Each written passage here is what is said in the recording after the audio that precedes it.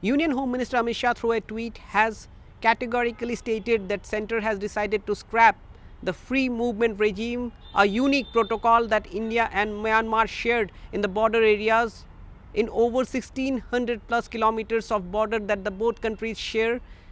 The borders with Myanmar lies in India's northeast in the 4 states of Arunachal Pradesh, Nagaland, Manipur and Mizoram, and this decision of centre to scrap the free movement regime is seen as a vital decision given the fact that it is the same Modi government which in 2018 promoted the FMR as a part of its Act East policy to make Northeast as the gateway to Southeast Asia, but it seems that developments in both sides of the border in Myanmar as well as in Northeast, to be precise in Manipur, has led centre to rethink, and what centre says that decision has been taken so as to minimize the threat to internal security within the country from the porous Indo-Myanmar border, as well as to make sure that there is no demographic imbalance in Northeast. Now these are very key points, and these are points which have cropped up particularly from the recent ethnic unrest that Manipur has seen since May 3rd last year.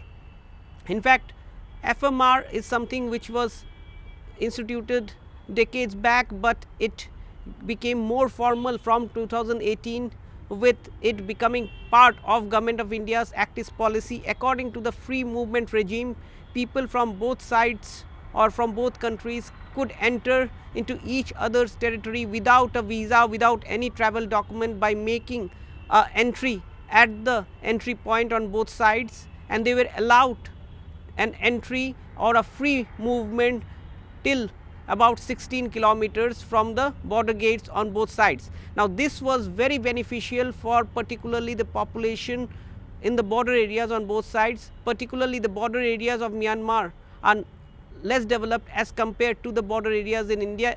So therefore, people in both sides used to go into each other's territory for many basic needs such as even schooling, hospital, markets. There were open markets on both sides where people used to sell each other's products. So there were these border markets which got developed in the border passes, in the border gate areas.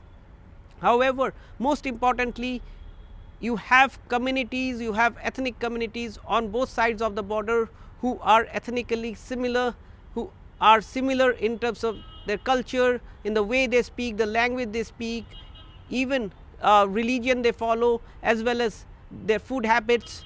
In fact, the present day border of India and Myanmar, which used to be known as Burma during the British period, is a border which came out of the 1826 Treaty of Yandabu, when at that point of time many part of present day Northeast India were under Burmese control, and the British actually pushed the Burmese back, and a treaty was signed which is known as the Treaty of Yandabu, and this border was demarcated.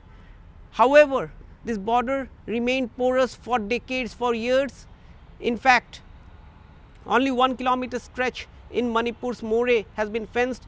Now centre has taken a decision to fence the border. All the 1600 plus kilometer would be fenced in phase wise manner. Pilot projects have started. There would be smart fencing as well, where technology would be used so as to check infiltration as well as proliferation of illegal small arms, narcotics. Now these are key issues. What are the key issues? Why there was a necessity to do this? Now there is a backdrop to it.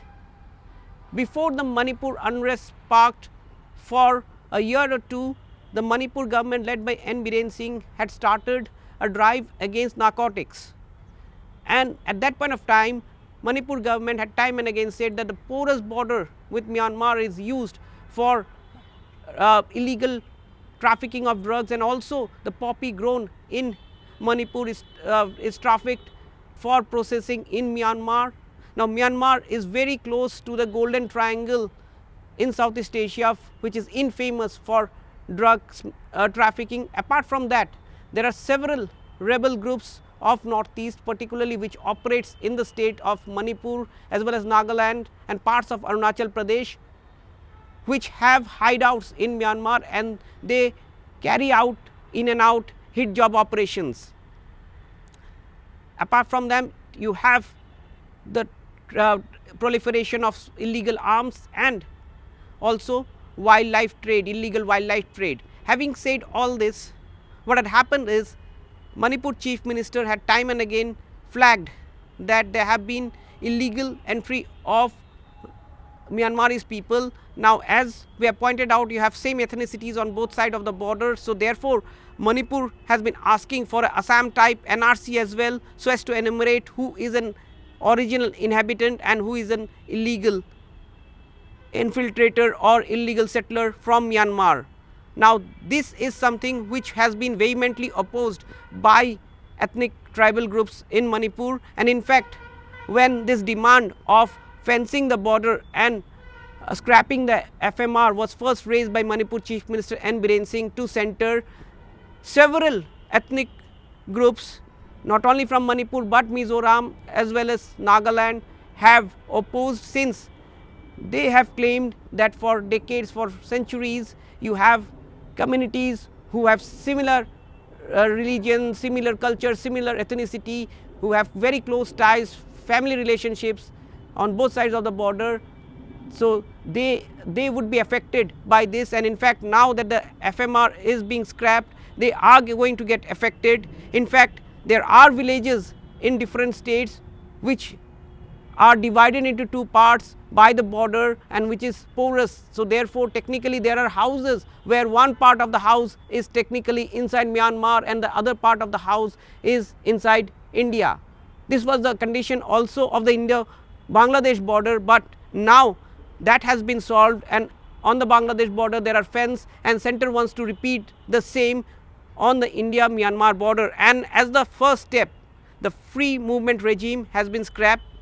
Now, essentially, after the ethnic unrest started in Manipur, Manipur government again started writing to center asking that FMR should be scrapped, because they feel that has been used by illegal settlers and people who have created violence to get into Manipur. That has been the narrative of the Manipur government, vehemently again opposed by the tribal groups, particularly the Kuki-Zomi groups.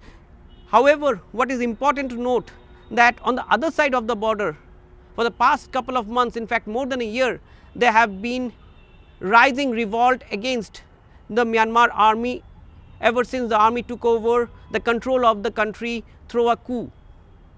Now, all along the border, there have been severe fight between the Myanmar military and the pro-democracy resistance group, the ethnic rebel groups of Myanmar, and it has only intensified. In fact, New Delhi had been monitoring this development for long. You have over 30,000, around 35,000 people who have fled Myanmar over the past 1 year or more than that, and taken refuge in the state of Mizoram. Mizoram government gave them refuge since they have very close ties. The Mizo people have very close ties with the Chin people of Myanmar, and therefore this shelter was given.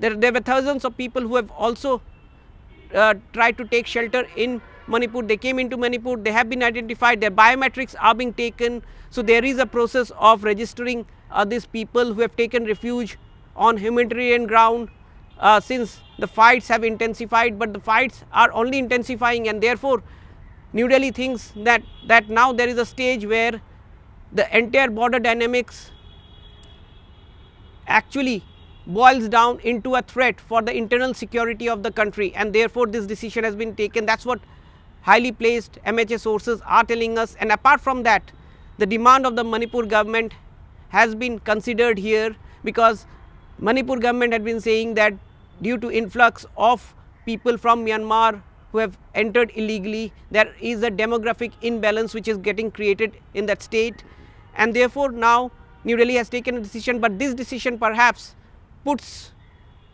India's thrust to link to Southeast Asia in a backseat, because Manipur is the surface gateway of India to Southeast Asia via Myanmar, Thailand and beyond, and therefore this decision might be viewed as a decision where India is taking a backseat in terms of its Act East policy.